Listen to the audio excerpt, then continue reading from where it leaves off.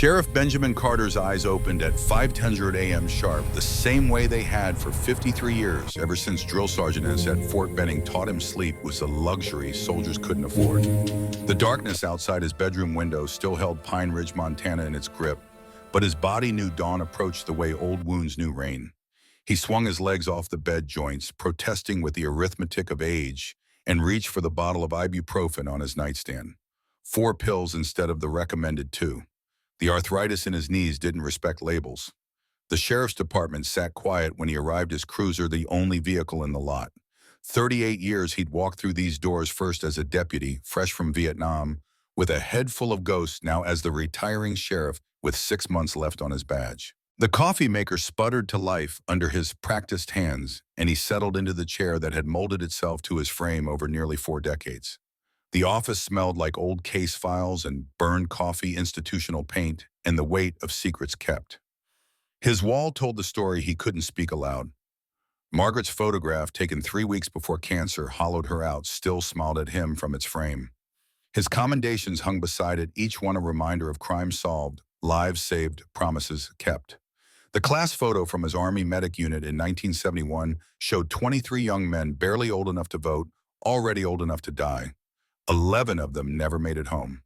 Ben's finger traced the faces sometimes when insomnia won, and dawn seemed impossibly far. But the photograph that pulled his attention every morning showed 2 men in their 20s, arms slung across each other's shoulders, grins wide and reckless. David Thompson in his firefighter's turnout gear, Ben in his deputy's uniform.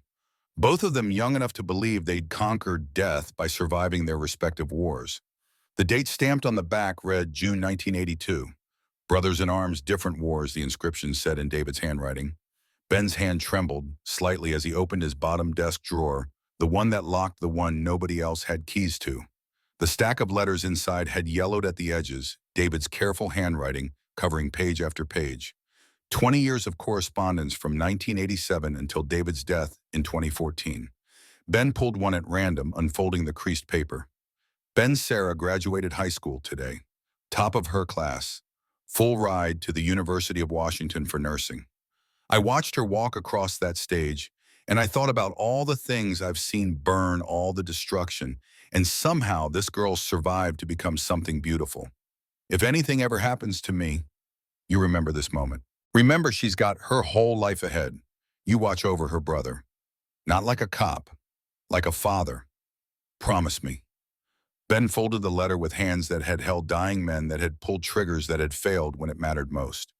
The promise sat in his chest like shrapnel, working its way deeper with each passing year. He reached deeper into the drawer, pulling out a file folder marked with a case number that existed nowhere in the official records. Thompson House Fire, October 17, 2014. The photographs inside showed a house reduced to blackened timber and ash-yellow tape cordoning off the ruins. Fire investigators had called it electrical failure, old wiring in the basement tragedy, but not suspicious. Ben had let them write that in their reports while he compiled his own evidence in secret. The photo of Sarah Thompson's medical records, obtained through channels that would have cost him his badge if anyone found out, showed third-degree burns covering 15% of her body surface. The EMT notes described a young woman aged 22, found on the front lawn, screaming for her family, right arm and shoulder already blistering from heat exposure. Below that, his own handwritten notes from that night, penned in the hours after the fire trucks left and the bodies had been removed. 2:54 a.m. arrived on scene 4 minutes before fire department. Structure fully involved, flames visible through all windows.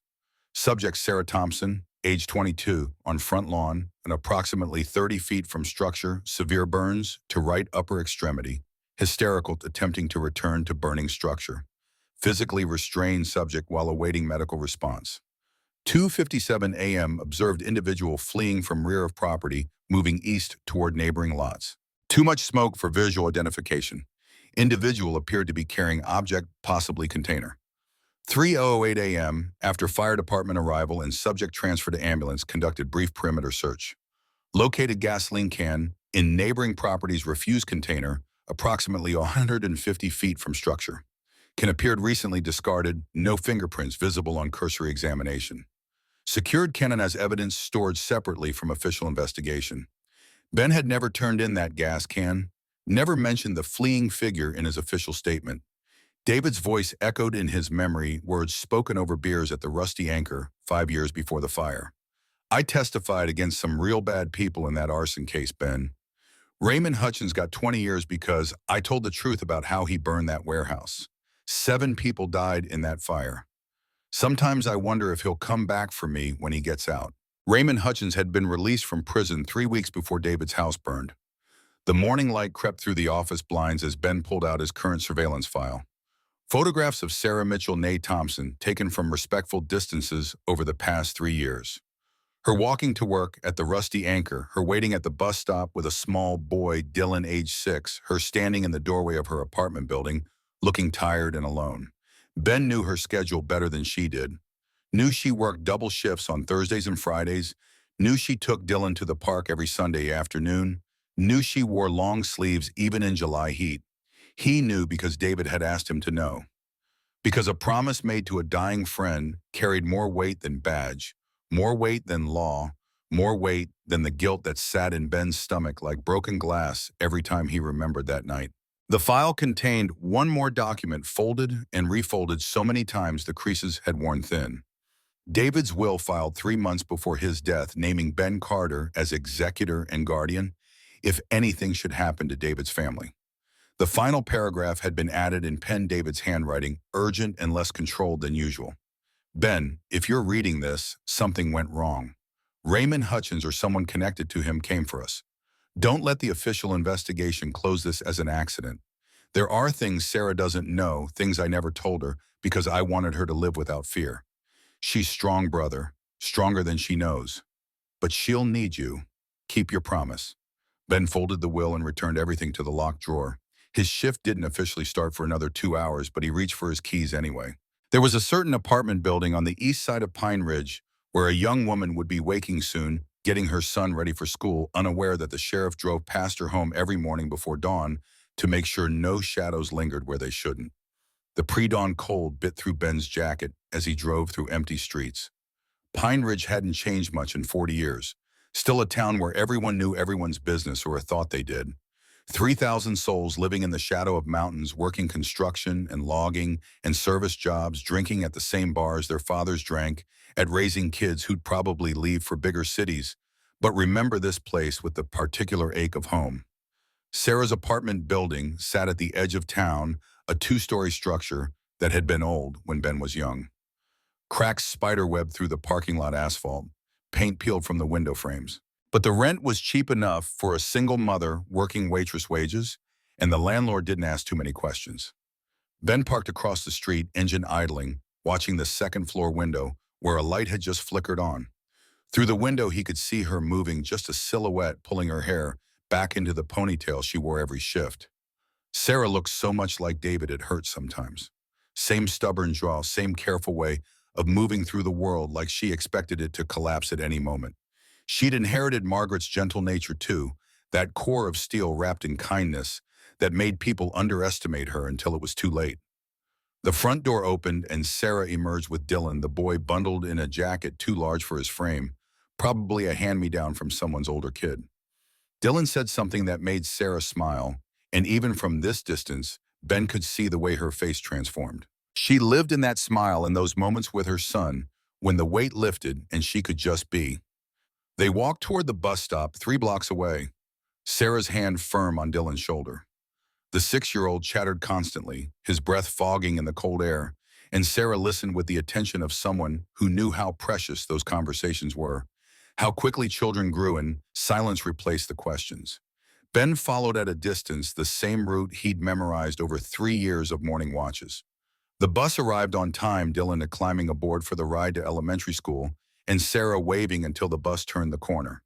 Then her shoulders sagged slightly, the performance of, okay, ending the moment her son couldn't see. She pulled her sleeves down over her hands despite wearing a jacket tugging the fabric until it covered her wrists, then started the walk toward the Rusty Anchor. The weight of years pressed on Ben as he watched her go. David, I'm trying, he thought. I'm keeping your daughter safe. But is that enough when she doesn't even know who I am? The Rusty Anchor never quite lost the smell of last night's beer and cigarette smoke that had seeped into the wood over decades. Sarah pushed through the door at 6:30 a.m., the breakfast shift starting in 30 minutes, and found Grace Murphy already behind the bar polishing glasses that would never quite lose their water spots. Grace looked up, her face creasing into the smile that made her the heart of Pine Ridge, despite the loss etched into every line. 62 years old and still working 6 days a week, still opening this bar that her husband had bought before he shipped out to Vietnam in 1968 and never came home from. They'd listed him MIA for years before finally declaring him dead, and Grace had poured that grief into keeping the bar alive, turning it into the closest thing Pine Ridge had to a community center. The morning light through the windows caught dust motes floating lazy patterns while Sarah moved through her opening routine. Fill the coffee maker check, the beer taps wipe down the tables that never seemed to stay clean. Her movements had the precision of ritual, each action a small assertion of control, in a life that had taught her control was an illusion. Dylan's question from this morning still echoed. "Mom, why do you always wear long sleeves?" She'd deflected, changed the subject, distracted him with breakfast and rushing to catch the bus. But the question sat in her chest like a stone, growing heavier with each passing year. How much longer before he noticed other mothers wore short sleeves before he pressed harder for answers she didn't know how to give? The scar tissue under her shirt sleeve pulled tight as she reached for the high shelf, chronic pain flaring in the damaged nerves. 10 years since the fire in her arm still reminded her daily phantom flames licking across skin that had melted and been grafted back together in layers. The doctors called it a medical miracle she'd survived, that she'd kept the arm at all. Sarah called it a curse she carried in silence, hidden under fabric and careful movements, in the pretense that she was whole. Grace's voice cut through the morning quiet. "Sheriff Carter was asking about you again yesterday." Sarah's hands stilled on the glass she'd been drying. She'd never met Ben Carter, never had reason to interact with law enforcement in the 3 years since she'd fled Seattle and its ghosts for this small town where nobody knew her story. Why would the sheriff care about a waitress who kept her head down and caused no trouble? "Says he knew your father." The glass nearly slipped from Sarah's grip. Nobody in Pine Ridge knew about David Thompson, about Captain David Thompson, who died trying to save his family from flames that consumed everything. Sarah had come here specifically because nobody knew, because she could be Sarah Mitchell, unremarkable single mother instead of Sarah Thompson, the girl who lived while her family burned. Grace wiped down the bar with deliberate slowness, giving Sarah space to respond or not respond. That was Grace's gift, the patience of someone who'd lived long enough to know grief needed room to breathe. The silence stretched until the coffee maker beeped and Sarah found her voice. "I don't know anyone named Carter." But even as she said it, something stirred in the back of her memory, a man's voice from that night, firm and steady, cutting through her screams. "I've got you. You're safe. I've got you." Strong hands holding her back from the inferno while she thrashed and screamed her brother's name. Had that voice said Carter? Had someone told her a name while her world ended? The memory slipped away before she could grasp it, the way all memories from that night did, fragmentary and unreliable, probably contaminated by trauma and smoke inhalation and the morphine they'd given her in the hospital. She'd been unconscious by the time the ambulance arrived, the EMT report said. Everything after the moment she'd fallen from her bedroom window existed in a haze of pain and terror and the smell of burning flesh. The morning regulars started arriving around 7, construction workers grabbing coffee and breakfast sandwiches before heading to the new development on the north side. Old Bill Patterson wheeling himself to his usual table near the window where he could watch the street and remember a younger world. The retired teacher whose name Sarah could never remember, but whose coffee order she knew by heart. Pine Ridge waking up the way it always did, reliable and ordinary and safe. Daniel Brooks came in at 7:45, the same time every morning, taking his corner table without being shown. Sarah had noticed him months ago, the quiet mechanic who worked at the garage down the street and ate breakfast alone every day. Noticed the way his hands bore scars from years of engine work, knuckles permanently stained with grease no amount of scrubbing could remove. Noticed the sadness that lived in his eyes, the particular exhaustion of someone carrying weight nobody else could see. Their interaction stayed professional, brief. Coffee black, 2 eggs scrambled, toast wheat. He left a good tip and never lingered. But this morning when Sarah brought his coffee, Daniel looked up and their eyes met for a moment longer than necessary. "Your boy doing okay?" The question surprised her, soft-spoken but genuine. I see you at the bus stop sometimes, early mornings when I'm opening the garage. Sarah's defensive walls went up automatically. You watching me? No. His voice held no defensiveness, just quiet honesty. I just notice. Kids his age, they're resilient, probably more than we give them credit for. The words carried weight like he was speaking from experience. Sarah set the coffee down, carefully studying this man who'd been a fixture in her peripheral vision for months, without ever really registering as a person with his own story. You have kids. Something flickered across Daniel's face, pain so quick she almost missed it. Not anymore. They're grown. But Sarah recognized the lie even as he told it. Had told enough of her own to spot the tells, the slight pause, the way his jaw tightened, the past tense that suggested something permanent and unwanted, or sudden. She nodded, accepting the deflection because she understood the need for it, and moved to take his breakfast order before the rumble of motorcycle engines cut through the morning quiet. The sound grew louder, a rolling thunder that made conversation impossible, and Sarah felt the bar's atmosphere shift. Regular customers exchanged glances, a few reaching for wallets like they were already calculating whether to pay and leave. Grace emerged from the back room, her face set in the expression that had faced down drunk loggers and belligerent drifters for 40 years. Ben Carter appeared in the doorway, off-duty but never really off-duty, his hand resting near his belt, where his service weapon lived even out of uniform. 8 Harley-Davidsons pulled up outside their chrome, catching the morning sun exhaust pipes rattling the bar's windows. The Iron Skulls had arrived, Pine Ridge's least welcome regular visitors, and Sarah's hands trembled slightly as she gripped her order pad and prepared for the shift to get complicated. Marcus Donovan's hands shook as he stared at his reflection in the cracked mirror above the bathroom sink at the Iron Skulls clubhouse. 54 years old, and he looked 70. Face weathered by too much sun and whiskey eyes bloodshot from another night when sleep never quite came. The scars across his left shoulder ached in the morning cold, phantom pain from shrapnel that Army surgeons had pulled out of him in 1970, but that his body remembered anyway. The burn scars on his back, hidden under his leather vest, pulled tight every time he moved, reminders of failures he couldn't outrun. The whiskey bottle on the counter held maybe 3 fingers of amber liquid, leftovers from last night's attempt to drown what couldn't be drowned. Marcus reached for it, then stopped. Not yet. Need to be clear-headed for this. Need to face what I've been avoiding for 14 years. Vietnam lived in Marcus's bones the way the fire lived in his nightmares. Some nights he couldn't tell which was worse, the village they'd torched in '69, following orders that came from officers who'd never seen combat, or the Thompson house burning, while Marcus clawed through debris, trying to reach a 12-year-old boy whose screams cut through everything else. Both fires, both times he'd failed to save the innocent. He'd been 19 when they drafted him, a farm kid from Minnesota, who'd never been farther than Minneapolis, suddenly dropped into jungle heat and an enemy that killed from shadows. The ambush on his second month in country had taught him what fear actually meant. His unit walking patrol, then gunfire from everywhere and nowhere, men falling blood, turning the red dirt black. Marcus had survived by falling into a crater and covering himself with corpses, his own men's bodies shielding him, while he lay perfectly still and prayed in languages he didn't know he remembered from childhood church. 23 months in hell, they called it. 23 months that turned a Minnesota farm boy into something else, something harder and more damaged and fundamentally alone. He'd come home in 1970 to a country that called him baby killer, that spit at the uniform, that wanted to forget the war and everyone who'd fought it.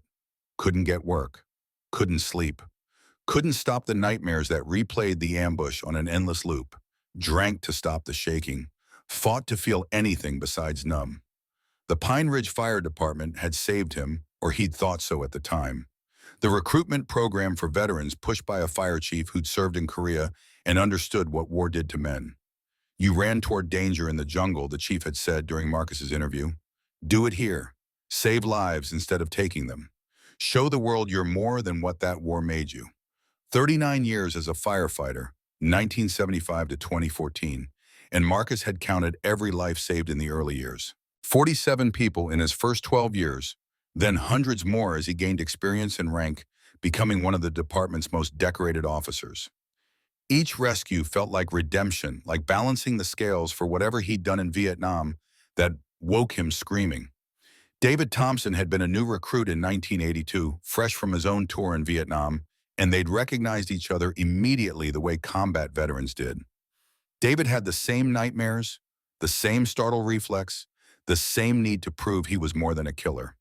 They'd become friends the way soldiers did not, through talking, but through shared silence, understanding without words what they'd each survived and lost. David had shown Marcus photos of his family. Wife Margaret, daughter Sarah, baby son Ethan. "This is why I'm here," David had said. "I took lives in the war. Now I save them. It's the only way I can live with what I did." Marcus understood. Had adopted that same philosophy, that same desperate need for redemption through service. They'd worked fires together, saved lives together, shared coffee at 3 a.m., waiting for calls that would let them be heroes instead of monsters. October 17th, 2014. Marcus would carry that date like shrapnel lodged too close to his spine to remove. The dispatch call at 2:58 a.m. structure fire, possible victims, trapped, full response. Marcus had been senior officer on the crew, nearly 4 decades of experience, calm under pressure. He'd led his team into burning buildings hundreds of times. This was routine, except that the address made his blood freeze. David Thompson's house. The scene when they arrived belonged in hell. Flames shooting 20 feet high, heat so intense it blistered exposed skin from 30 yards away. Ben Carter already on scene in uniform, holding back a young woman who screamed and fought to run back into the inferno. Sarah Thompson, grown from the little girl in David's photos into a woman, her right arm already burned, her voice raw from smoke, and screaming her family's names. Marcus and 2 others had gone in, crawling through zero visibility, following the floor plan David had described 100 times. Found David's body in the hallway between bedrooms, already gone, overcome by smoke before the flames reached him. Found Margaret in the master bedroom, same cause. Smoke was a mercy that way, killing before the fire did. Ethan's bedroom sat at the end of the hall, and Marcus had crawled toward it while the house groaned and cracked around him, support beams weakening ceiling, threatening to collapse. He'd found Ethan's door, forced it open, found the boy in the closet exactly where David had always said to hide if there was fire. Ethan's eyes were open, terrified, but still alive, and Marcus had reached for him, fingers closing around the boy's wrist. Then the gas line exploded. The secondary blast had thrown Marcus backward, engulfed him in flames, buried him under falling debris. His team had pulled him out, his back burning, his lungs full of smoke, his hand still reaching toward where Ethan had been. By the time they'd extracted the boy's body, Ethan had been dead for minutes. Smoke inhalation, and Marcus had failed. Had been inches away from saving David's son and failed. He'd quit the fire department the next day, still bandaged from his burns, still coughing up smoke residue. Couldn't walk into another burning building, couldn't face another rescue. The guilt had swallowed him the way the jungle had, complete and suffocating. He drifted for years, taking logging jobs in Oregon, driving trucks through western states, drinking in dive bars where nobody knew his name or his story. Until 2002, when he'd met a group of veterans in a Montana bar, all of them damaged and angry and looking for something to belong to. The Iron Skulls had started as a brotherhood, men who understood nightmares and couldn't fit into normal society, who needed the rumble of engines and the road and each other to feel anything besides broken. But brotherhood had curdled into something uglier. Bar fights, intimidation, the kind of violence that felt like control when everything else spun out. Marcus had become exactly what he'd fought against in Vietnam, the bully with power, the man who hurt others because his own hurt wouldn't stop. He'd worn the president patch and led other broken men into becoming monsters too. And all the while he'd carried a photograph in his wallet. Ethan Thompson, age 12, smiling gap-toothed at the camera, holding a toy fire truck. David had given Marcus that photo a week before the fire during a chance meeting at a gas station. "Ethan wants to meet firefighters," David had said. "Thinks you guys are heroes. Keep this, show him next time you were in Seattle." There wouldn't be a next time. Ethan was ashes, and Marcus carried his picture like penance, like proof he'd failed someone who'd believed in heroes.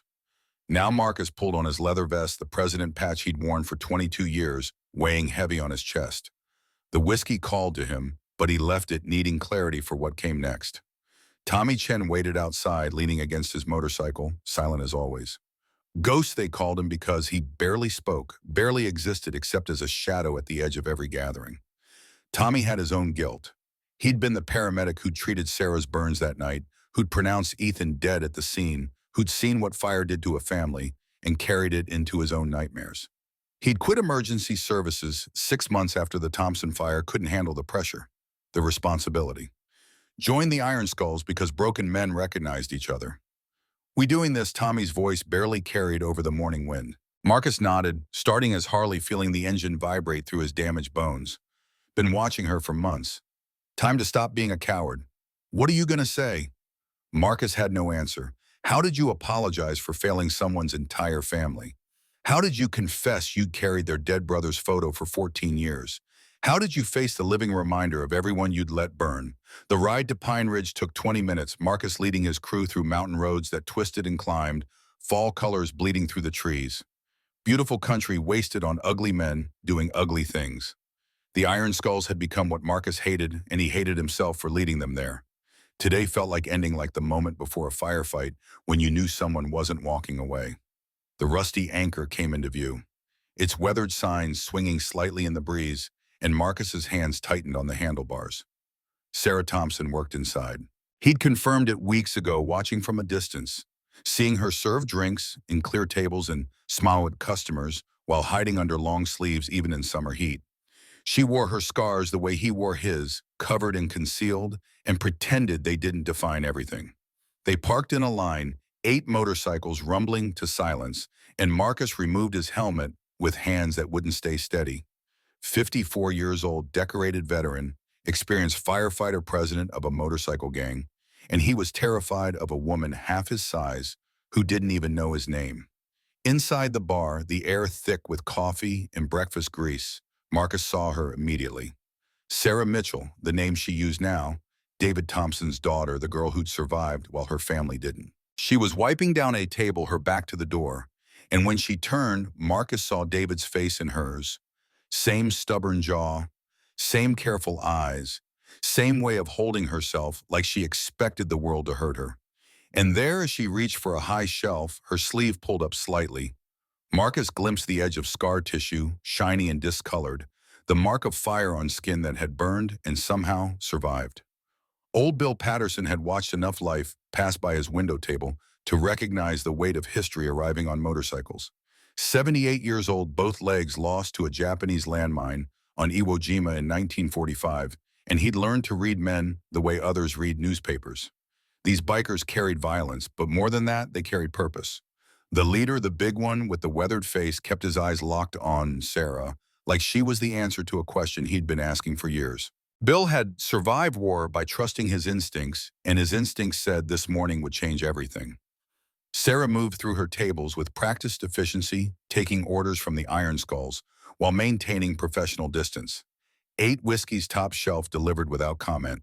She'd learned long ago that engaging with aggressive customers only made things worse. Smile, serve, collect payment, move on. Don't make eye contact longer than necessary. Don't give them anything to grab onto. But the leader kept staring, and Sarah felt his attention like heat on her skin. Something in his face seemed familiar. Or maybe that was paranoia speaking.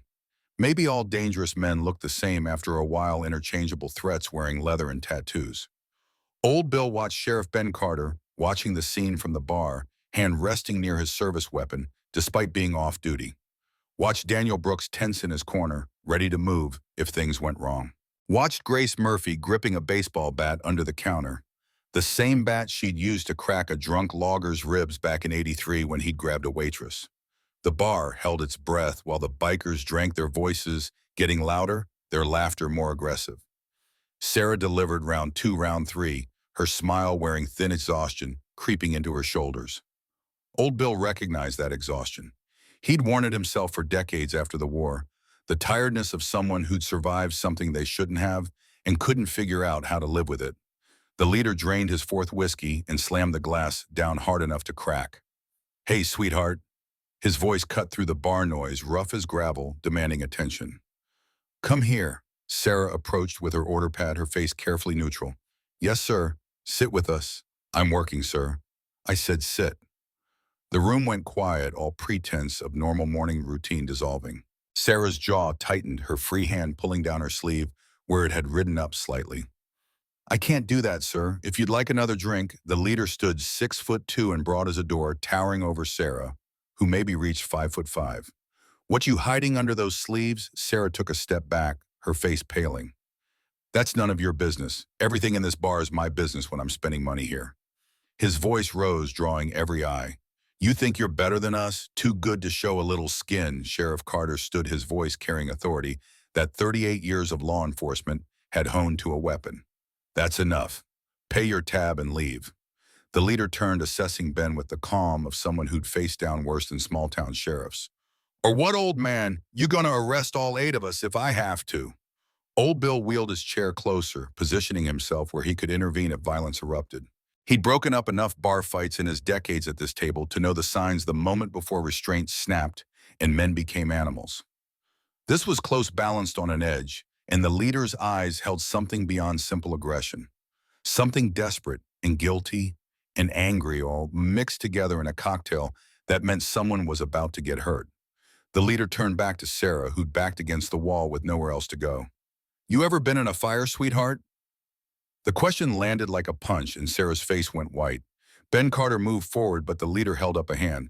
"I'm not threatening her, I'm asking a real question." His voice dropped, losing some of its aggressive edge, gaining something else. "Grief, maybe? Regret? Because I've been in fires. I know what they do to people. I know what the scars look like." Sarah's breathing had gone shallow, panic threading through her exhaustion. "You don't know anything about me." "Don't I?" The leader reached into his vest and Ben's hand went to his gun, but the leader pulled out a photograph instead. Old, worn at the edges, showing a young boy holding a toy fire truck. "Recognize this kid?" Sarah's eyes fixed on the photo, confusion mixing with the fear. "No." His name was Ethan Thompson. He was 12 years old when he died in a house fire. October 17th, 2014. The leader's voice cracked slightly, emotion breaking through. "I tried to save him. I reached him. I had my hand on his wrist. And then the building exploded and I failed." The photograph slipped from Sarah's fingers, floating to the floor, and her voice came out barely above a whisper. "That's my brother. I know." The leader took a step closer, and his hand shot out before anyone could react, grabbing Sarah's sleeve.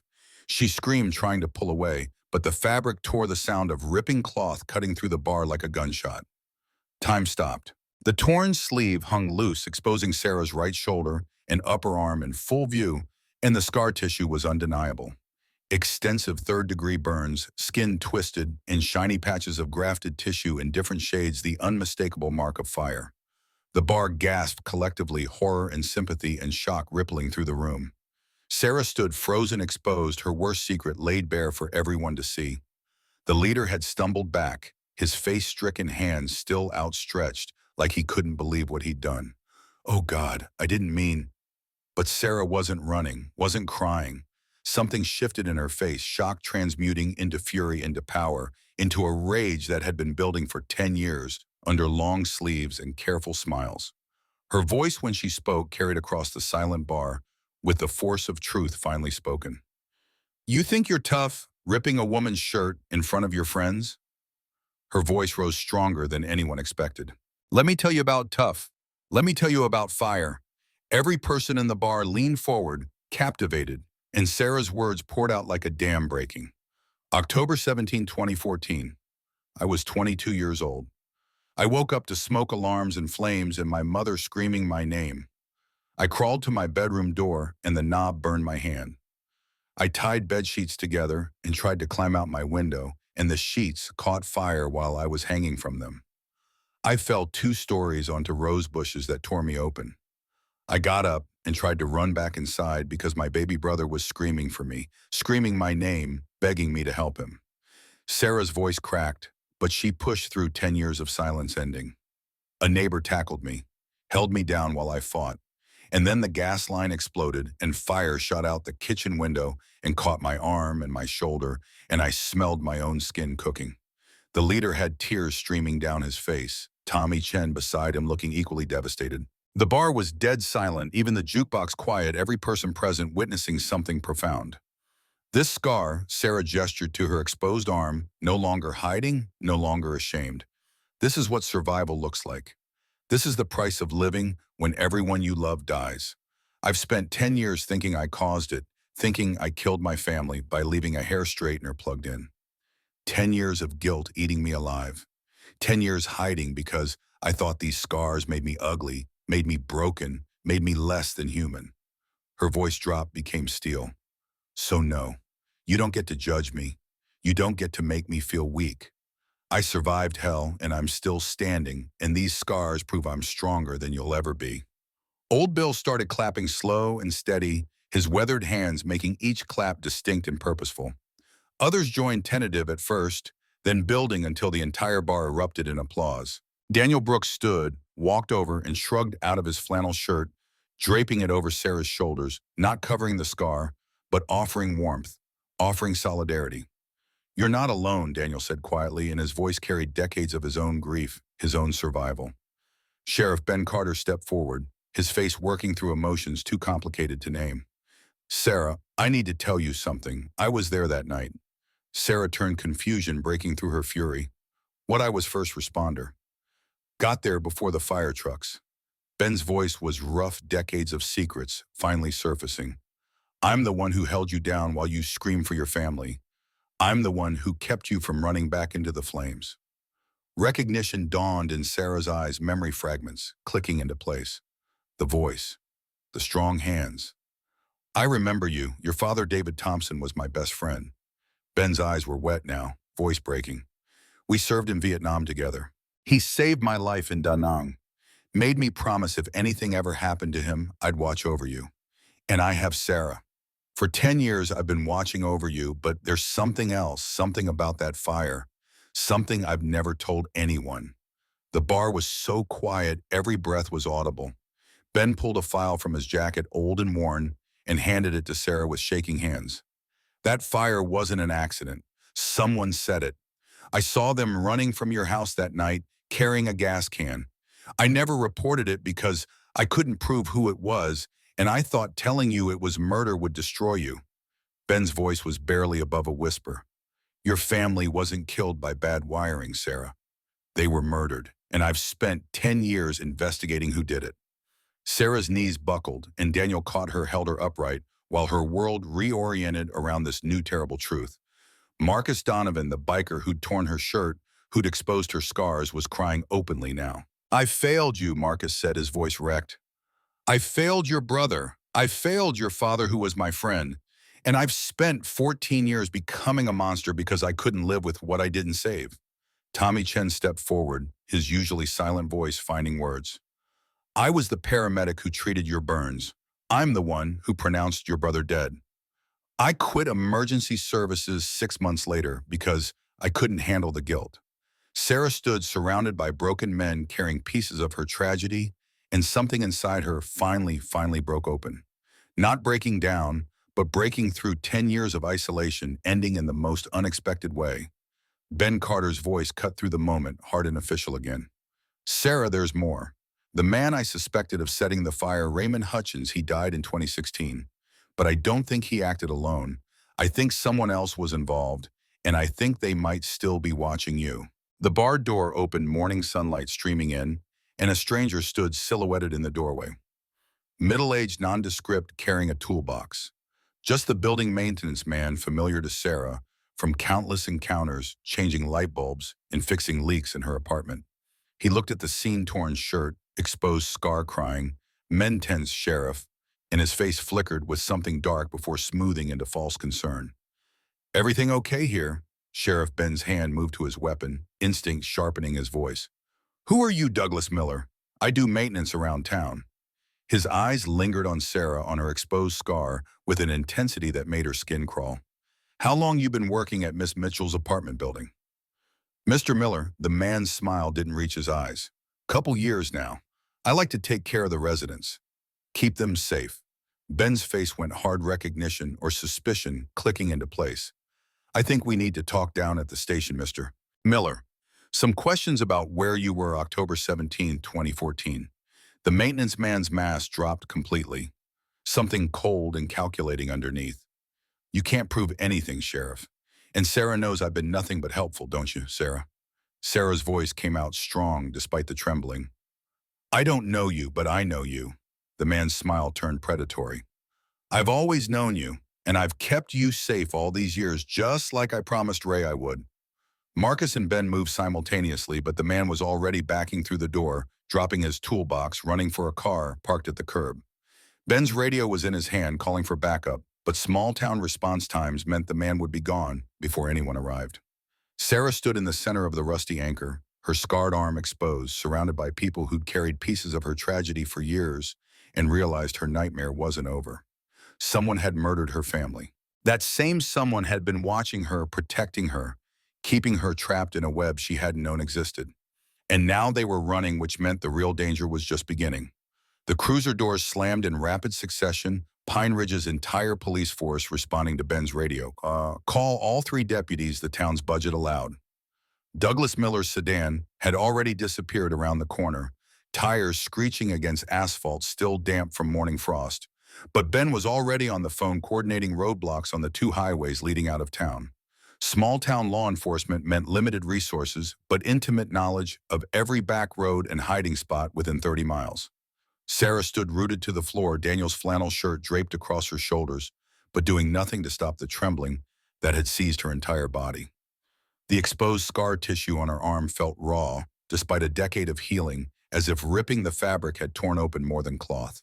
Around her, the bar's patrons remained frozen in their seats, witnesses to something they didn't fully understand but recognized as significant, the kind of moment that would be retold in Pine Ridge for years. Marcus Donovan hadn't moved from where he'd stumbled backward after tearing Sarah's sleeve. His face had gone gray, weathered skin pulled tight over bones that suddenly looked too prominent, and his hands shook with a tremor that spread up his arms into his massive shoulders. Tommy Chen gripped Marcus's elbow, steadying him, the silent ghost finally speaking in urgent whispers that carried across the quiet room. "You need to sit down before you collapse." Marcus shook his head, eyes locked on Sarah with an intensity that bordered on desperation. "She needs to know everything. All of it. No more secrets."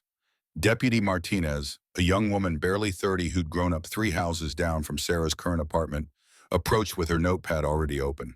"Miss Mitchell, I need to get your statement about what just happened here." But Sarah's attention had narrowed to a pinpoint focus on Marcus, on this stranger who carried her brother's photograph, who claimed to have been there when Ethan died, who just revealed that the worst night of her life held layers she'd never suspected. Her voice came out steady, despite everything breaking apart inside. "You said you tried to save him?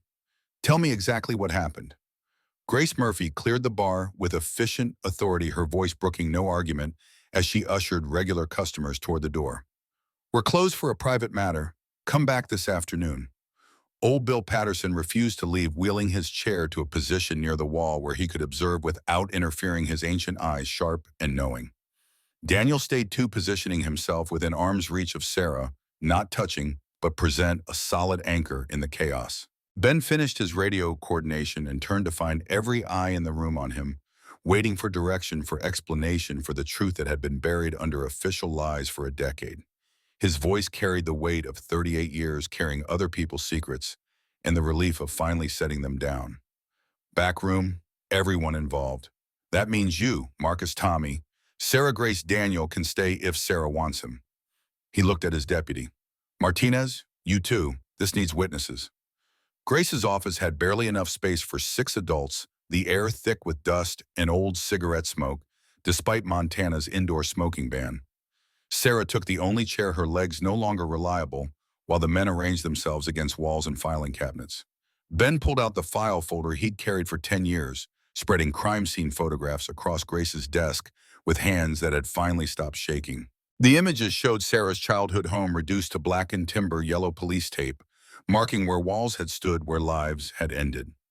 Sarah's breath caught, seeing it from this perspective. For the first time, she'd never looked at the investigation. Photos couldn't bear to transform memory into documented reality. But now she forced herself to study each image, searching for answers in the ashes. Ben's finger traced the burn pattern visible in one photograph, pointing to the rear of the structure. Fire started here at the back door. Accelerant used gasoline based on the burn signature.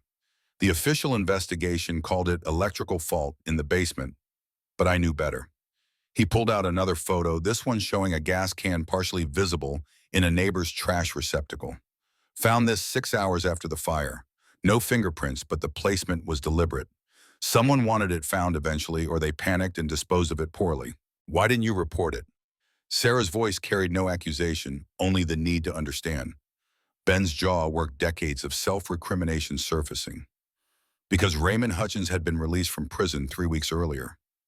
Your father had testified against him in an arson case 5 years before warehouse fire that killed 7 people. Ray got 20 years. He'd written letters from prison, dozens of them, threatening your father, promising revenge. When I saw that gas can, I knew, but I couldn't prove it. And you, he looked at Sarah directly. You were 22, traumatized, burned, orphaned. I thought telling you someone murdered your family would destroy what was left of you, so you lied. Sarah's words fell flat, statement rather than question. I lied, and I've been investigating the truth ever since, trying to build a case that wouldn't rely on traumatizing the only survivor. Ben pulled out more documents, photocopies of prison correspondence, background checks, surveillance logs. Ray Hutchins died in 2016. Single car accident, drove off a bridge outside Seattle. Ruled accidental, but I always suspected otherwise. Either suicide from guilt or someone silencing him. Marcus pushed off the wall, his voice rough. I saw someone running that night too. Thought I was hallucinating from smoke inhalation, but they were there, moving fast from the back of the property toward the neighboring lots. Tommy nodded, speaking for the second time in years. I arrived with the ambulance, saw fresh tire tracks in the mud behind the property line. Boot prints, 2 men's size 11 leading away from the house. Never mentioned it because the investigation was already calling it accidental, and I figured my observations didn't matter. Everything mattered. Ben's frustration bled through. Every detail could have built a case. But I was trying to protect Sarah, and I let a murderer walk free. Sarah's mind spun through implications, through the reality that her family's death hadn't been fate or faulty wiring, but deliberate evil. Someone had chosen to burn her house, chosen to kill her parents and brother, chosen to let her live scarred and guilt-ridden. The weight of that intention felt different from accident, heavier, somehow more personal. This Douglas Miller, she said, slowly testing the name. He said he knew Raymond, said he'd kept me safe like he promised Ray. Ben's expression hardened. Douglas Miller moved to Pine Ridge in 2016, right after Ray Hutchins died. Got a job doing maintenance work, keeps a low profile.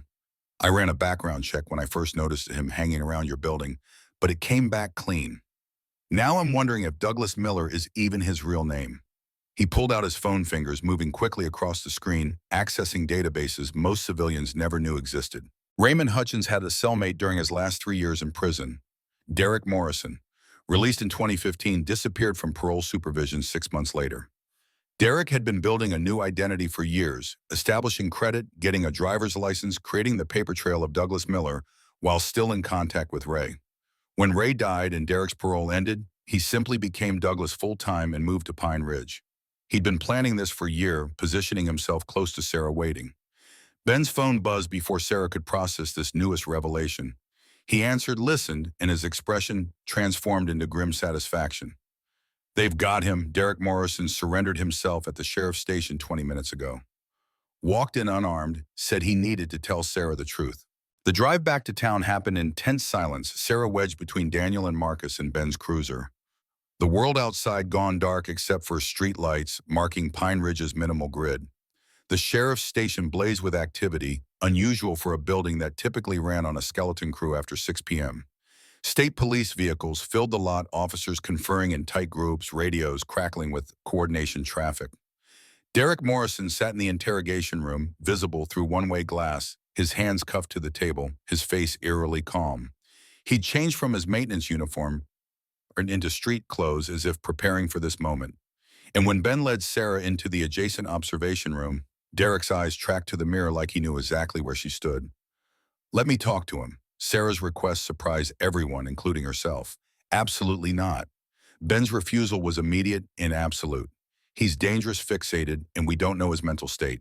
But Sarah had spent 10 years running from confrontation, hiding under long sleeves and false names, and the pretense that ignoring trauma made it disappear. Facing Derek Morrison felt necessary, somehow claiming agency in a narrative that had controlled her for too long. I need to hear it from him. Why he killed my family. Why he watched me.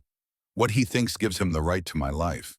Ben looked ready to argue, then seemed to see something in Sarah's face that made him reconsider. 5 minutes, I'll be in the room with you, and we stop the moment I say stop. The interrogation room smelled like industrial cleaner, and desperation fluorescent lights humming overhead with a frequency that set Sarah's teeth on edge. Derek Morrison looked up as she entered, and his face transformed into something almost worshipful. "Sarah, you're safe. I was so worried when those bikers exposed you at the bar." His tone, like they were friends discussing a mutual concern, made Sarah's skin crawl. "You murdered my family." Derek's expression didn't change, no recognition that he'd done anything wrong. "Raymond Hutchins did that. I was just helping keeping watch. Your biological father was a dangerous man, and Rebecca needed protection when she got pregnant. The Thompsons took you away from your real family, raised you with lies. They raised me with love." Sarah's voice stayed level through sheer force of will. "They gave me a life Rebecca wanted for me." Rebecca was weak. Derek's certainty was absolute. She gave up too easily, let outsiders take what belonged to the family. Raymond understood blood matters. He was going to bring you home after he got out of prison. But the Thompsons wouldn't give you back, wouldn't even tell you the truth. So Raymond did what was necessary. He killed 3 innocent people. He removed obstacles. Derek spoke as if explaining something obvious to a child. "The plan was always to take you after, bring you back to the family." But Raymond lost his nerve after said the fire got too big too fast. He was supposed to get you out first, but something went wrong. Then he died before we could finish the mission. So you took over, stalking me for years, working at my building, watching my son, protecting you, Derek corrected, making sure no one else hurt you, making sure you stayed safe until you were ready to know the truth about your family. The Hutchins family, your real family. We have a responsibility to take care of our own." Sarah leaned forward, her voice dropping to something cold and hard. "I am a Thompson. That's my real family. And you took them from me. You watched it while Raymond burned my house. You let my brother die. You let me live with guilt for 10 years thinking I'd caused it." For the first time, something flickered in Derek's calm expression. Uncertainty, or maybe the recognition that his carefully constructed narrative didn't align with reality. "I kept you safe. I watched over you. I did what Raymond couldn't finish. You're not my protector." Sarah stood, done with this conversation, done giving this broken man any more of her time or attention. "You're a murderer and a stalker, and I'm going to watch them lock you away for the rest of your life." She walked out without looking back, leaving Derek Morrison to his delusions in the justice system Ben Carter would ensure worked properly this time. Outside, Marcus waited with Tommy, both men standing like sentinels in the parking lot. Sarah walked directly to them, making a decision she'd been forming since hearing their confessions. "You tried to save my brother." She looked at Marcus, then Tommy. "You did your and you did them right. What happened wasn't your fault. It was Raymond Hutchins' fault, and Derek Morrison's fault, and the fault of evil men making evil choices. But it was never yours." Marcus's face crumpled, 14 years of guilt finally finding permission to release. Tommy gripped his shoulder, silent as always, but present, and the 3 of them stood together in the parking lot while Pine Ridge settled into night around them. Ben emerged with documents for Sarah to sign, statements to give official processes that would unfold over months. But the immediate crisis had passed. Derek Morrison was in custody, the truth finally revealed, and Sarah stood surrounded by people who'd carried pieces of her tragedy and were now helping her transform survival into something resembling healing. But Ben's expression held something else, something Sarah recognized from years of watching people deliver bad news. "There's more, isn't there?" Ben pulled out an evidence bag containing Derek's wallet, opened it to reveal a photograph tucked behind the driver's license. A teenage girl with Sarah's eyes holding a newborn, wrapped in a hospital blanket. "Sarah, your adoption. Derek had documents about it. Rebecca Hutchins was your biological mother. Raymond was your uncle. That's why he was obsessed family, claiming you back from people he saw as kidnappers." Sarah took the photograph with hands gone numb, studying the face of a woman she'd never known, never would know. This stranger had given birth to her, then given her away to David and Margaret Thompson. The decision must have been agony, but it had also been love, the kind of love that chooses a child's safety over a mother's desire. "Does this change anything?" Daniel asked quietly, his presence steady beside her. "No." Sarah's answer came without hesitation. "It makes me understand more, but it doesn't change who my real family was. David and Margaret Thompson chose me. That matters more than blood." Ben's phone rang, another update. Another piece of the investigation clicking into place. Background on Derek Morrison just came through. He's been obsessed with you for years, Sarah. Had photos going back to when you were in high school. He and Raymond Hutchins were cellmates bonded over their shared fixation on getting you back to the Hutchins family. The violation spread through Sarah like ice water. Realizing this man had been part of her life's background for years, watching from shadows, waiting for moments she'd never know he witnessed. Every time she'd felt watched, dismissed it as paranoia, she'd been right. Her instincts had tried to warn her, but she'd learned to ignore them, learned to call survival instincts damage instead of protection. There's one more person you should know about. Ben pulled out another file. Jennifer Hutchins, Rebecca's older sister. She contested your adoption in 1992, tried to get custody. The courts ruled against her, but she's been trying to find you ever since. Lives in Missoula now, works as a nurse. Clean record. But she's family Sarah. Blood family who wanted you. Sarah absorbed this information, another relative appearing from nowhere. Another person with claims on her identity she'd never asked for. Do you think she's dangerous? Ben shook his head. Everything suggests she genuinely wanted to raise you, not hurt you. But after what Derek and Raymond did, I'm not taking chances. We'll approach her carefully, see what she knows. The pieces were falling into place, a puzzle Sarah hadn't known existed suddenly revealing its shape. Her adoption, her biological family's obsession, the stalking and murder, all of it connected through blood ties she'd never asked for, and choices made before she could remember. But standing in the sheriff's station parking lot with Marcus and Tommy and Daniel and Ben surrounding her, Sarah felt something shift. These men weren't her blood family, but they'd shown up, confessed their guilt, offered their help. That choice to be present, to be honest, to be vulnerable, mattered more than any genetic connection. I want to meet Jennifer, Sarah surprised herself with the words. If she's my biological aunt, if she tried to give me a home, I want to know her story. Ben nodded slowly. We'll arrange it, but on our terms in a controlled environment. Safety, Orsta. The following week blurred together, Pine Ridge settling into the rhythm of a town processing scandal. Derek Morrison's arrest made regional news, the story of a maintenance man stalking a burn survivor for years, capturing media attention Sarah hadn't wanted or anticipated. Reporters called requesting interviews. She declined them all. Her story belonged to her, not to headlines. The trial proceedings began, prosecutors building their case on Derek's journals, his obsessive documentation, his confession in the interrogation room. Sarah gave her testimony in a closed courtroom, describing years of feeling watched, the violation of learning someone had been in her home around her son, controlling her life from the shadows. Marcus and Tommy testified about the fire, their failed rescue attempts, the guilt they'd carried. Ben testified about his cover-up, his 10-year secret investigation, his determination to protect Sarah even when protection meant deception. The jury deliberated for 3 hours.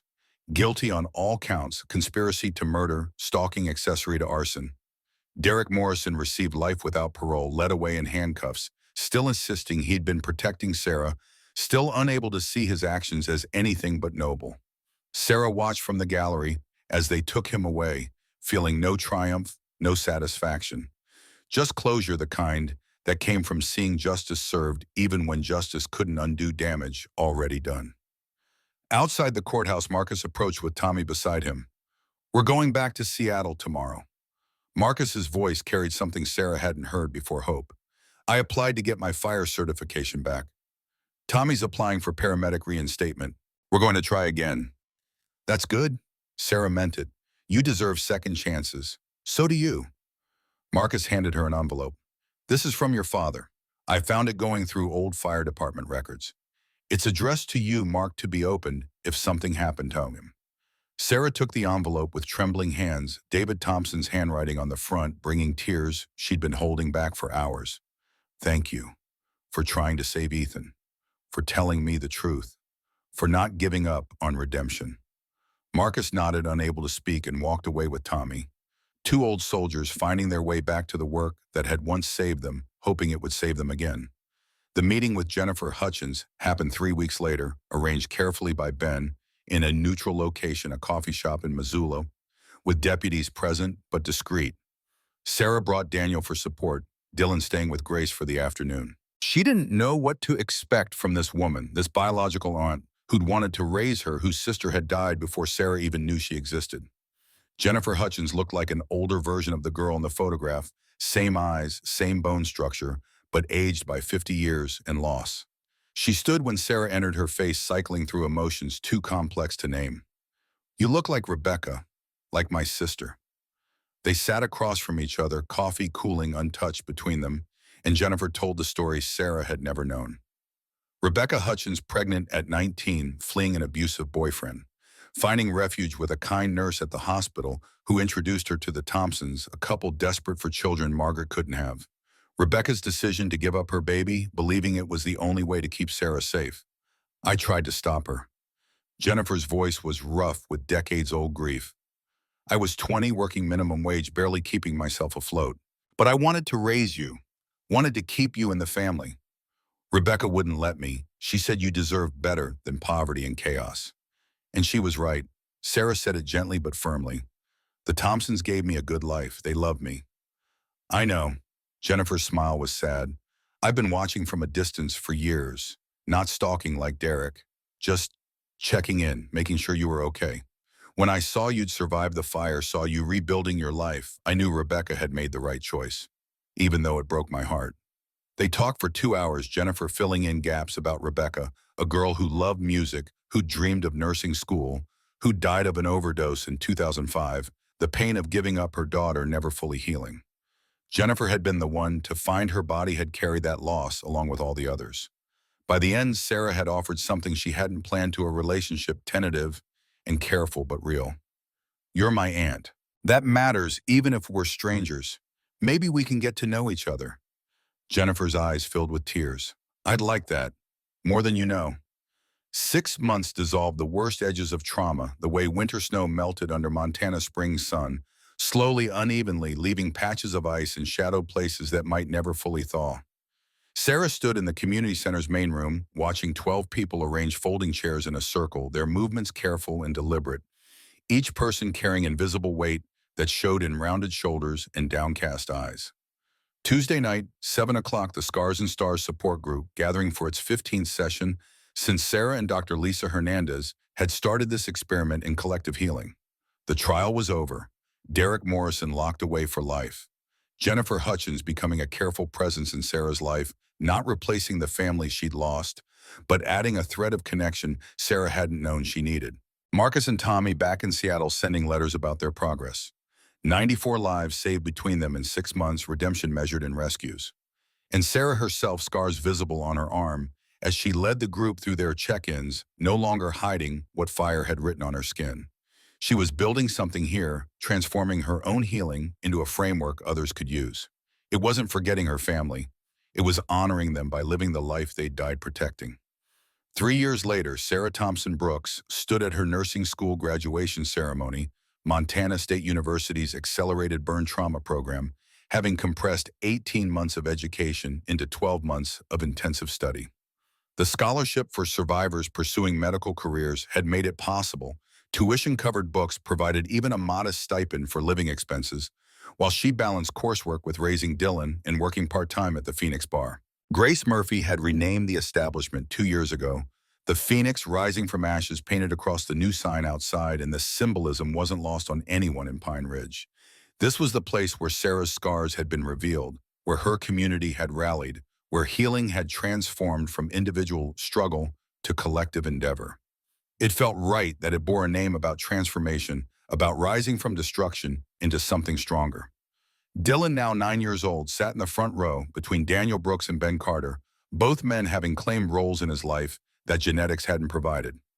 Daniel had proposed 8 months ago, patient courtship, finally becoming permanent commitment, and the wedding was planned for October. 3 years, almost to the day after that morning when Marcus Donovan tore Sarah's sleeve and changed everything. Ben retired from the sheriff's department for nearly 2 years, had embraced grandfatherhood with the devotion of someone making up for lost time.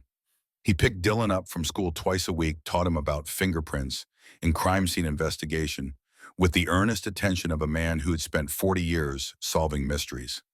The title Grandpa Ben had emerged naturally, Dylan bestowing it without prompting, and Ben wore it with more pride than any badge he'd ever carried. The dean called Sarah's name, and she walked across the stage in her cap and gown with her right arm bare, scars visible to the hundreds of people filling the auditorium. No more hiding, no more shame. These marks were part of her story, proof she'd survived hell and chosen to become a healer because of it, not despite it. Her clinical rotations had confirmed what her supervisors suspected. Sarah had a gift for working with trauma patients, particularly burn victims whose physical scars mirrored their psychological wounds. She could sit with a terrified child, roll up her sleeve, and watch fear transform into hope. Look at me. I survived. You will too. The supervising physician's evaluation had praised her technical skills and compassionate presence, noting that Sarah translated medical jargon into comfort with an ease that couldn't be taught. She'd found her calling in the intersection of survival and service, following her father's path toward redemption through helping others face what had nearly destroyed them. Marcus Donovan sent a letter that arrived the morning of graduation, his handwriting still carrying the careful control of hands fighting tremors. 3 years sober, 3 years back on Seattle Fire Department. 94 lives saved since returning, each one recorded in the journal he kept. Each rescue a small payment on a debt that would never fully balance. Sarah, congratulations on graduation. Your father would be so proud his daughter becoming a nurse, helping burn victims, transforming tragedy into purpose. That's the legacy he wanted even if he never got to see it. Tommy Chen made head paramedic at Harborview Medical Center last month. Combined, we've saved over 400 lives in 3 years. We count them because numbers matter when you're trying to prove you're more than your worst failure. I'll always carry Ethan, but now I carry him differently, not as the boy I failed to save, but as the reason I save others. That shift in perspective is everything. Thank you for teaching me scars aren't endings, they're beginnings. Marcus Sarah folded the letter and tucked it into her graduation program, another piece of healing, documented and preserved. The ceremony concluded with the traditional tossing of caps, and Sarah threw hers high into the auditorium air. Watching it spin and fall like every hope she'd thought was lost, suddenly made real again. The celebration dinner at Daniel's house, their house now, Sarah and Dylan having moved in 6 months ago, filled with people who'd become family through choice rather than accident. Grace bringing her famous lasagna, Ben grilling steaks with the concentration of someone who'd learned precision mattered. Jennifer Hutchins arriving with a cake she'd baked, still tentative after 3 years, but increasingly comfortable in this found family that had welcomed her because Sarah chose to. Old Bill Patterson, now 81 and still wheeling himself to his table at the Phoenix every morning, raised a glass of whiskey and toast. To Sarah Thompson, who survived hell and decided to help others do the same. That's heroism. That's what your father understood. They drank, and Sarah felt the weight of years lifting incrementally, not disappearing but becoming manageable. She'd never stopped missing her father, her mother, her brother, but she'd learned to carry that loss alongside joy instead of letting grief consume all available space. The wedding planning consumed the summer Pine Ridge, mobilizing with the enthusiasm of a town that had invested emotionally in Sarah's healing and wanted to witness its culmination. Grace insisted on hosting at the Phoenix Bar because this place had meaning history significance that transcended simple venue selection. Daniel agreed immediately, understanding that some locations carried weight that made them irreplaceable. Sarah chose a sleeveless dress, lace, and simple elegance, her scars an integral part of her appearance rather than something to be concealed. The seamstress in Missoula had tears in her eyes during the final fitting. "You're so brave showing them like this." But Sarah had shaken her head. "It's not bravery, it's honesty. This is who I am. Why would I hide that on the most important day of my life?" Marcus and Tommy flew in from Seattle the day before the wedding, both men looking healthier than they had 3 years ago. Sobriety and purpose had filled out frames that grief and alcohol had hollowed, and their dress uniforms, Seattle Fire Department and Harborview Medical Center respectively, represented redemption earned through consistent effort over years. The rehearsal dinner happened at the Phoenix, Grace closing to regular customers for private celebration, and Sarah took the opportunity to give Marcus the gift she'd been planning for months. A shadow box frame containing Ethan's photograph, the one Marcus had carried for 17 years, mounted alongside a new photo of Marcus in his firefighter gear, and between them a plaque. "In memory of Ethan David Thompson, 2002-2014, whose dream of heroes inspired those who tried to save him to become the heroes he always believed them to be." Marcus couldn't speak, could only hold the frame, while Tommy gripped his shoulder, and everyone else in the room understood they were witnessing something sacred. The moment when carrying guilt transformed into carrying legacy, when failure reframed as motivation, when the dead were honored by the living, refusing to quit. Thank you. Marcus's voice was wrecked when he finally found words. This means more than you know. You carried him for 17 years. Sarah's eyes were wet, but she was smiling. Now you can remember him as inspiration instead of failure. That's what he would have wanted. The wedding day arrived clear and cool October in Montana, bringing crisp promise of winter without its bite. The Phoenix Bar's parking lot had been transformed with white chairs and an archway covered in late-season roses. 50 guests filling seats while Grace officiated with online ordination obtained specifically for this purpose. Sarah walked down the makeshift aisle with Ben Carter escorting her, his hand steady on her arm, his eyes wet with emotions he'd stopped trying to hide. Your father would be so proud, he whispered. Look at what you've become. I know, Sarah whispered back, because you've told me every day for 3 years, and I'll keep telling you. Ben squeezed her hand as they reached the archway where Daniel waited. Daniel's expression when Sarah appeared made every hard thing worth it. Love without conditions, without reservation, without fear that scars diminished worth. He'd seen her at her lowest, had held space for her healing without trying to rush or fix or control it, had become father to Dylan through patient presence rather than demanding recognition, had proved through consistent action that chosen family could be as permanent and committed as biological ties. Grace's words as officiant carried the wisdom of 70 years living through loss and choosing joy anyway. These two people know grief, know loss, know what it means to survive when surviving seemed impossible. Today they choose to build something new from that survival, to create family through intention rather than accident. Marriage isn't about finding someone to complete you, it's about finding someone to witness your completeness and choose to walk beside it. Sarah's vows spoke truth without poetry, plain words carrying weight of lived experience. Daniel, you didn't fix me. I'm not broken. But you held space for me to fix myself, and that's the greatest gift. I promise to love you with all my scars and all my strength, to be partner in building life worth living, to honor the families we've lost while creating the family we're choosing. Daniel's response came rough with emotion. Sarah, you taught me it's okay to still love the ones we lost while loving the ones we find. I promise to honor our past while building our future, to be father to Dylan, husband, to you and family, to everyone we choose to include. I promise we'll face whatever comes together, because that's what family means. They exchanged rings, kissed, while guests applauded, and walked back down the aisle as married couple to bluegrass music played by local musicians who donated their time. The reception flowed into evening dancing and drinking and celebration that would be remembered as one of Pine Ridge's finest moments, not because of extravagance, but because of authenticity. Real love witnessed by real community. Old Bill gave the first toast, his voice carrying across the crowd. I'm 81 years old, survived World War II, lost my legs on Iwo Jima, spent 60 years learning that survival isn't about living through trauma, it's about living fully despite trauma. Sarah and Daniel understand that better than most. They're not just surviving, they're thriving. That's the victory. Grace cried through her speech about found family and second chances and the power of community to heal what isolation destroys. Ben talked about promises kept and daughters found, and the privilege of witnessing someone transform from hiding to shining. Marcus stood, last glass raised, Seattle Fire Department uniform gleaming under string lights. To Sarah, you taught an old soldier that scars don't mean broken. They mean unbreakable. You taught me life isn't about winning battles, it's about choosing love after war. Thank you for giving me my life back by showing me how to live with mine. The applause that followed carried genuine affection. This outsider who'd once terrorized Sarah now welcomed into Pine Ridge's collective embrace, because redemption mattered more than first impressions, because transformation deserves celebration. Sarah's phone rang during the cake-cutting, Marcus's name flashing on screen.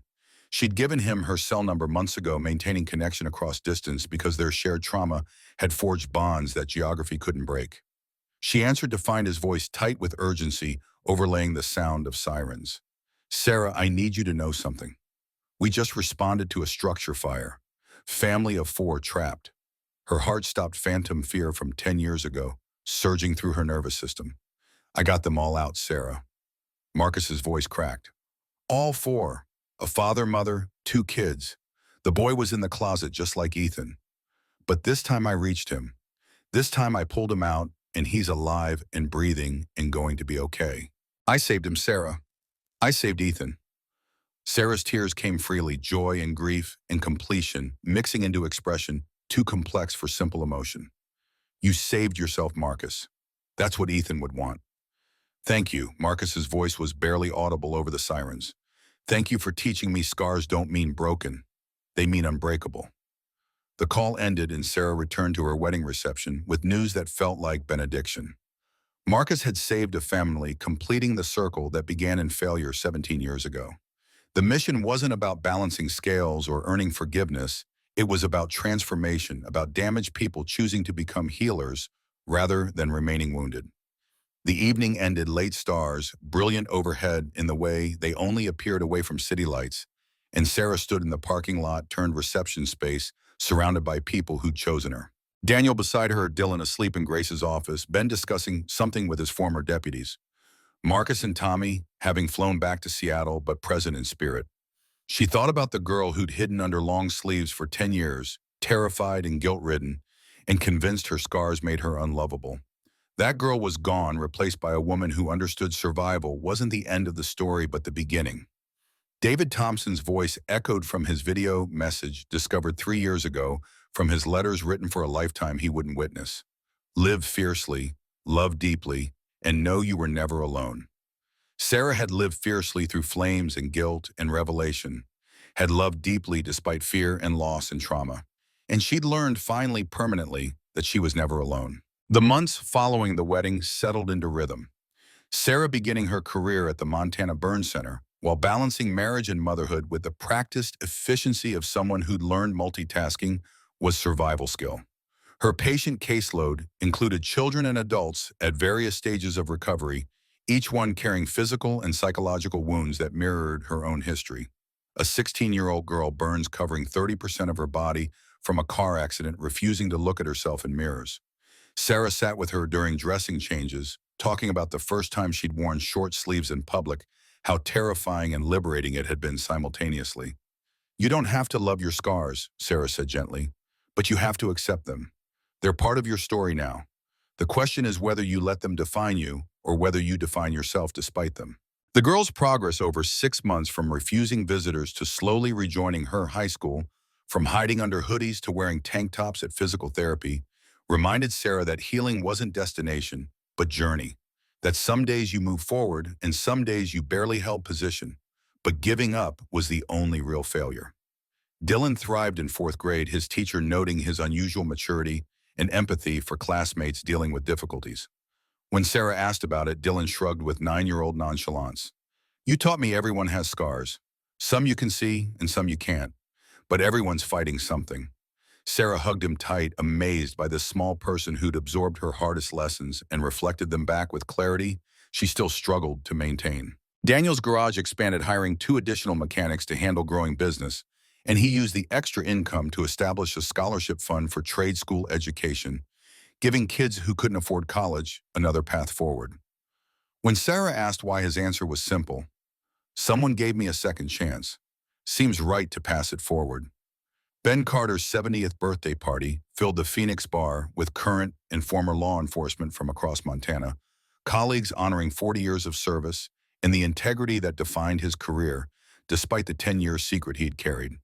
The sheriff who'd replaced him gave a speech about impossible choices and the courage required to admit mistakes, and Ben stood acknowledging applause with the dignity of someone who'd finally made peace with imperfection. Jennifer Hutchins became regular presence at Sunday dinners, her relationship with Sarah deepening as they discovered shared the interests. Both loved mystery novels, both hated spicy food, both had Rebecca's habit of humming while cooking. The connection wasn't mother-daughter, would never be, but it was real and valued, another thread in the web of chosen family that surrounded Sarah.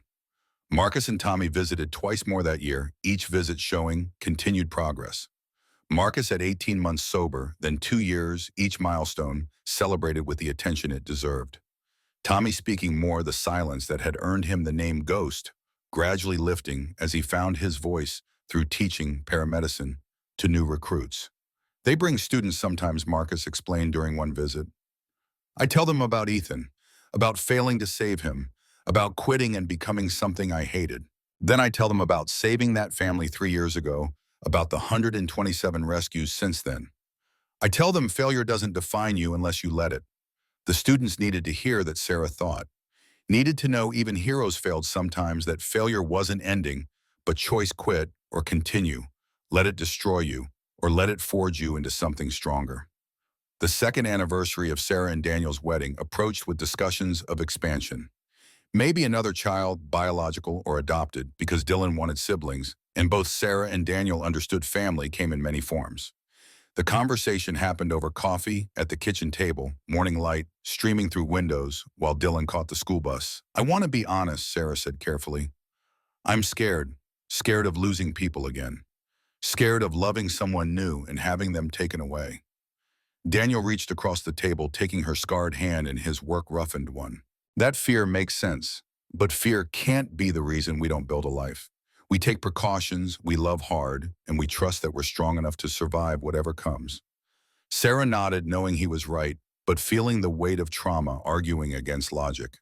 We'll think about it, not rushing, but not letting fear decide for us. The decision resolved itself unexpectedly 3 months later when Dylan came home from school with a proposition. His teacher had mentioned a foster child being placed with a family in Pine Ridge, a 7-year-old boy whose parents had died in a house fire 6 months ago. The boy was struggling nightmares and anxiety and refusing to talk about what happened. Can we meet him? Dylan asked with the earnestness of someone who recognized pain and wanted to help. Maybe I could be his friend. Maybe Mom could understand what he's going through. Sarah and Daniel exchanged glances, silent communication passing between them in the way couples developed over years of partnership. This felt significant synchronicity too pointed to ignore. The meeting happened through official channels, social workers facilitating introduction, and Sarah understood within minutes why this child had been brought to her attention. 7-year-old James carried himself with the careful stillness of someone expecting the world to hurt him, and when Sarah rolled up her sleeve showing her scars, his eyes went wide. You were in a fire too. Sarah nodded. A long time ago, it hurt really bad, and it was scary, and I missed my family for a long time after. James's walls crumbled incrementally, questions pouring out about whether the nightmare stopped, whether the guilt went away, whether you could ever feel normal again. Sarah answered with honesty that didn't sugarcoat, but didn't overwhelm, and by the end of the meeting, James had asked if maybe he could visit again. The visits became regular, then frequent, and 6 months later, Sarah and Daniel began foster parent certification process with the goal of adopting James if circumstances allowed. Dylan embraced his new brother with the enthusiasm of someone who'd been only child too long, and the house that had held grief and quiet and suddenly filled with noise and life and the chaos of children who felt safe enough to be loud. The adoption finalized 1 year later, James officially becoming James Thompson Brooks in a courthouse ceremony that felt less formal than sacred. Grace wept openly. Ben gripped Sarah's shoulder with pride, so palpable it needed no words. Jennifer brought a photo album she'd compiled pictures of Rebecca, of Sarah as a baby of family James would never meet, but whose love had led to his current safety. You saved him, Marcus said during a video call that night, both he and Tommy on screen from Seattle. Sarah, you took your worst trauma and turned it into someone else's salvation. That's what heroes do. But Sarah shook her head. I'm not a hero. I'm just someone who survived and decided surviving wasn't enough. Living means helping others survive too. The years continued their forward march. Dylan had graduating middle school, then starting high school. James healing slowly from his own fire trauma with Sarah's patient guidance and professional therapy. The Scars and Stars support group expanded to 40 regular members, meeting twice weekly, becoming model for similar programs across Montana. Sarah's reputation as burn trauma specialist grew hospitals across the state, requesting her consultation on difficult cases, patients specifically asking for the nurse who understood, because she'd survived it herself. She never forgot where she'd started, the girl, hiding under long sleeves, believing her scars made her broken. That girl's pain informed every interaction with patients who saw themselves as permanently damaged. You're not broken, she'd tell them, again and again. You are healing. There's a difference, Bergstein. Marcus's letters continued arriving, now documenting 5 years sober, 217 lives, saved, a promotion to battalion chief overseeing multiple stations. Tommy made director of paramedicine education for Washington State, training hundreds of new EMTs and paramedics each year. Both men had transformed from broken veterans into leaders who understood trauma didn't disqualify you from heroism. Sometimes it qualified you better than those who'd never faced darkness. Ben Carter's 75th birthday celebration brought together 5 generations of Pine Ridge law enforcement, current officers honoring the legacy of integrity and service he'd established. He was older now, moving slower, but his mind remained sharp and his commitment to community undiminished. He still picked up Dylan and James from school once a week, still taught them about investigation and justice, and keeping promises even when promises got complicated. Grace Murphy announced her retirement at 85, selling the Phoenix Bar to a young couple who promised to maintain its spirit as community gathering place. Her farewell party lasted 3 days, half of Montana, showing up to honor the woman who'd kept the bar alive for 60 years while grieving a husband who never came home. She moved into a smaller house near Sarah and Daniel, close enough to be daily presence in her grandchildren's lives, because that's what Grace had become through choice and love and years of showing up. The call came on a Tuesday morning in October, 10 years almost to the day after Marcus had torn Sarah's sleeve and changed everything. Seattle Fire Department chaplain voice, professional but carrying weight, asking if Sarah was sitting down before delivering news she'd known would come eventually, but hoped would wait longer. Marcus Donovan had died responding to a warehouse fire, saving 3 people before the building collapsed. He'd known the risk, radioed that the structure was unstable, went in anyway because that's what firefighters did. The falling debris had killed him instantly. No suffering, and the 3 people he'd saved included a 12-year-old boy hiding in a closet. Sarah's grief hit with unexpected force, this man who'd been stranger than confessor, then friend, suddenly gone. She flew to Seattle for the funeral, Daniel and the boys beside her joining thousands of firefighters from across the country honoring one of their own. Tommy Chen gave the eulogy, his voice steady despite tears. Marcus Donovan spent 44 years as a firefighter, saved 231 lives in that time, quit for 12 years after failing to save one, then came back and saved 64 more in his final 5 years. He died doing what he loved, running toward danger to protect the innocent. That's not tragedy, that's legacy.